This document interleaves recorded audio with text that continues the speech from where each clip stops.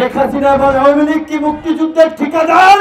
এই আওয়ামী লীগ দেশ স্বাধীনের পরে 1972 সালে মুক্তিযোদ্ধাদেরকে দিয়ে মুক্তিযোদ্ধাদেরকে হত্যা করিয়েছে। রাষ্ট্রের সর্বোচ্চ নির্বাহী পদে বসে গোসা রাগ অভিমান আপনি করতে পারেন না। 5 বছর পরে কারো ছেলে হাফেজ হবে, ওইটাও বঙ্গবন্ধুর স্বপ্ন। কারো ছেলে এমআই দিতে পারবে, ওইটাও বঙ্গবন্ধুর স্বপ্ন। বঙ্গবন্ধুর সোনার বাংলা, বঙ্গবন্ধুর ডিজিটাল বাংলাদেশ। তো আমরা কি কাজ করি রাজনীতি করে হাওয়া খাইতে? মুক্তিযুদ্ধের বাংলায় আমরা পুরনো পোস্টমর্টম করতে এখানে হাজির হই নাই। পুরানো অভিজ্ঞতাকে কাজে লাগিয়ে বর্তমান আন্দোলনকে কিভাবে বেগবান করা যায়, ছাত্রদের কাছে ফ্যাসিস্ট শক্তিকে কিভাবে মাথা নত করা যায়, সেই অনুপ্রেরণা, সেই সাহসিকতাই ছাত্রদের পাশে আমরা দাঁড়িয়েছি। আপনারা জানেন এই কোটা সংস্কার আন্দোলনের যে ছাত্ররা বৈষম্য বিরোধী আন্দোলন করছে, তারা কর্মসূচি রেখেছে 3টায়। ইতিমধ্যেই উত্তরা, প্রগতি সরণি, বাড্ডা, ধানমন্ডি, ইয়াবিবির শিক্ষার্থীরা, ব্রাকের শিক্ষার্থীরা, ডেফোডিল, মৌচাক, বিভিন্ন জায়গায় প্রাইভেট বিশ্ববিদ্যালয়ের শিক্ষার্থীরা, কলেজের শিক্ষার্থীরা, সায়েন্স ল্যাব, বীরশ্রেষ্ঠ মুন্সি আব্দুর রউফ সিটি কলেজ, ঢাকা কলেজের ইন্টারমিডিয়েটের শিক্ষার্থীরা অবরোধ করে ঢাকা শহর ইতিমধ্যে এক প্রকারে কিন্তু ব্লকেট করে দিয়েছে। সেই কারণে কিন্তু রাস্তায় গাড়ি চলছে না। কাজী আন্দোলনকারী নেতৃবৃন্দকে আমরা সাহস দিতে চাই, আহ্বান জানাতে চাই। এই দাবি যে যৌক্তিক, এই দাবি যে ন্যায়সঙ্গত, তার উদাহরণ এই যে সারা বাংলাদেশের মানুষ তোমাদের ডাকের আগেই রাজপথে সংহতির জন্য নেমে গিয়েছেন। শেখ হাসিনা এবং আওয়ামী লীগ কি মুক্তিযুদ্ধের ঠিকাদার? তারাই কি মুক্তিযুদ্ধের নেতৃত্ব দিয়েছে?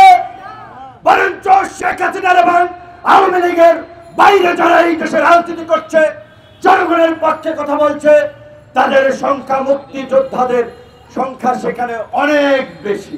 এই আওয়ামী লীগ দেশ স্বাধীনের পরে 1972 সালে মুক্তিযোদ্ধাদেরকে দিয়ে মুক্তিযোদ্ধাদেরকে হত্যা করিয়েছে।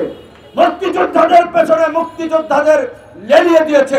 বাংলাদেশকে ভারতের একটি করদ রাজ্যে পরিণত করার জন্য 72 সালে শেখ মুজিবুর রহমান ইন্দিরা গান্ধীর সাথে গোলামীর চুক্তি করেছিলেন। 41 দিনের অনুমতি দিয়েছিলেন ফারাক্কাবাদ চালুর জন্য। আজকে অর্ধ শত বছর পার হয়ে গেছে।